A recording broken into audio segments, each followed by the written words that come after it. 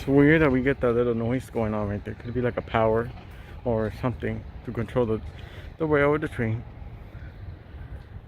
This is the filming point at Los Angeles Historic Park near a Valley Park, Mountain Park, where I did a live stream a while ago.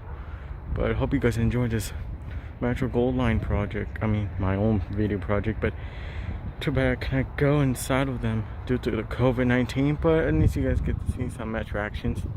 Let's see if we can get to a different vantage point or a different point, because there's a bunch over there. We could even do a bike pursuit because I have my little fella, Mr. Bikey. Yep, Mr. Bikey's with me. He's gonna be helping me, so yep. We use some metro buses. I don't know, but we'll go check it out at a point.